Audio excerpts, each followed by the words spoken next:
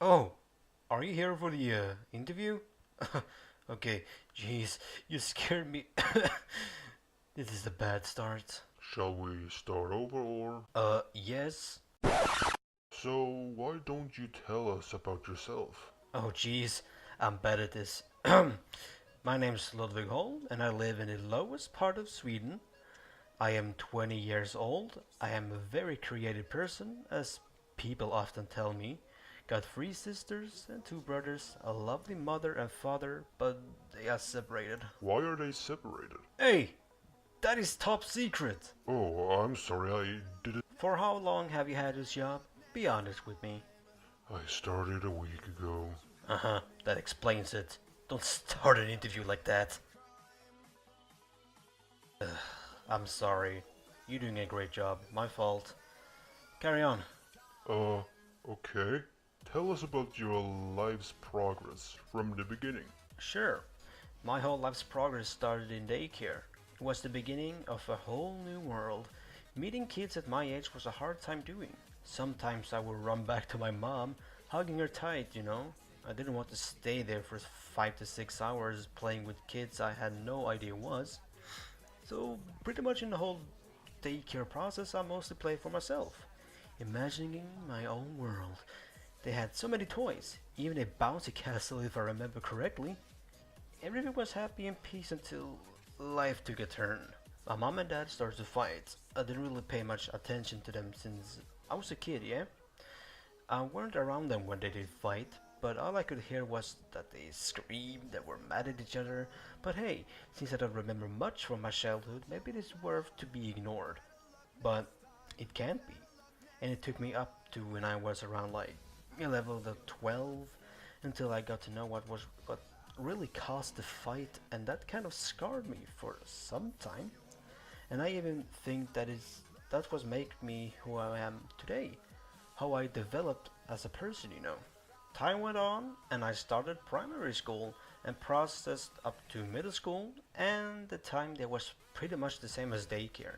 I mostly hanged out alone and had a hard time to melt in with people. Sure, I would hang around with some of them, but I mostly enjoyed the time I had for myself. My imagination. I would also join in for soccer at breaks because that's how I succeeded to melt in with these how do you call it, cooler kids. Representing your class by playing everyday derby against the same grade, and that is how my interest in soccer grew. My dad took me to my first soccer game ever. It was the city team Landskrona, but not sure who they were against. And then my mom showed me her favorite team, that's Helsingborg, and that was the team I fell in love with. Back to topic. The primary school time, well, went on pretty fast. I don't remember that much from there either, so let's hop to junior school. About half of my primary class were studying at the same school, so I knew that we wouldn't have a hard time starting up as a new class in junior school. But there is where my school progress took a whole new hardcore turn. But we'll come to that soon. I started to hang out with some guys I knew back in primary school, but the one I started to hang out with the most were Alexander. Why? We could relate to so many things, and we had about the same humor, and we still meet up today to hang out, if I'm not too lazy. The time around 6th grade was a bit pale, but fun. Then came. Huh? Hey! Did you fall asleep? No, I was just resting my eyes. Move on. Mm-hmm. Well, then comes 7th grade, and I also started to talk with someone else called Simon. We also started to hang out a lot, have LAN parties, and etc., almost as the bonding between me and Alex. 7th grade is where my personality took the turn. My life in its own was stressful, and the school we were in was not the best either. I got depressed, and depression can pretty much destroy your life's progress. Me and Alex also later started to hang out with this chick Alexandra, and whoa, she was sassy and cocky against everyone. I don't know if that was like a defense mechanism or something, but I liked it. We three then hanged out for like rest of junior school. Throughout the whole junior school, I experienced high levels of study, got new buddies, could be me again, But the depression took over and started to resist a bit from school, even in school. I became cocky as well, yes, so you know. I literally leveled my cocky level almost to maximum, I tell you. In the last year, there were a lot of fights as well. Students rang out other students, and they just beating them up because they owed cigarettes, money, or God knows what.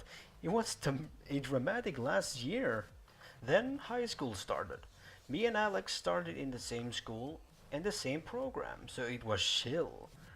We got to know a lot of new faces and got new friends as well. So this high school, let me describe it with 5 words. Slow, life-breaking, a bit fun once with friends, heartbreaking and depressing. How many tests did I cheat on? About all in networking, satellite studies, and math. And you know what? I don't regret a bit of it. The school system they had broke every promise they had as a school. Did I get all the help I needed? No, because the teachers were always on these coffee breaks. Did I get all the personal support I needed? Surprisingly, yes, because this youth specialist recommended me to go to this school's curator, and it pretty much helped me with the last year. Boom! Then I graduated. It was. Here's your pizza. Ah, thanks.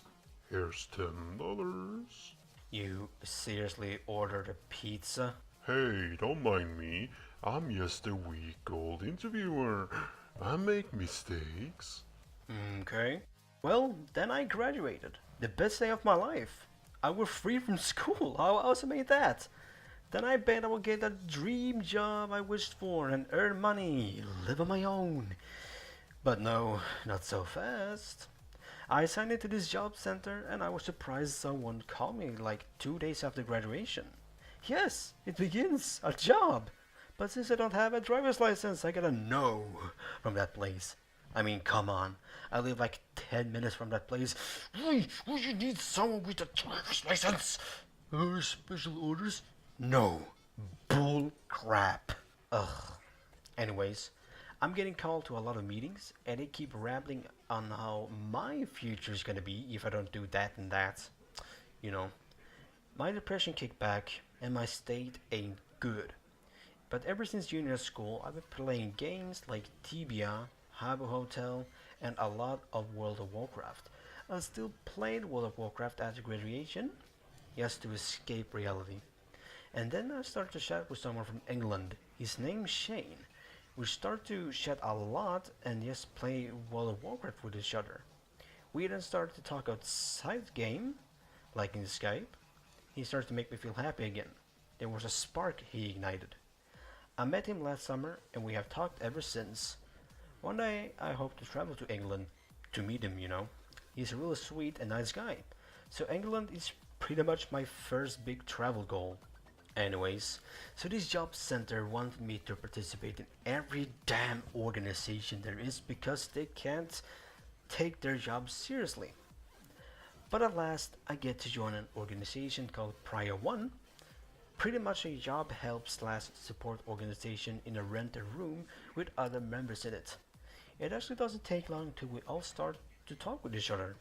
Then I get to know that they are in the same situation as me, and hell, a lot of them are also creative, like me. Some are good talkers, have really nice humor, keeping up the spirit around. I've been there since December, January, somewhere around there, and holy crap, I like the time being there.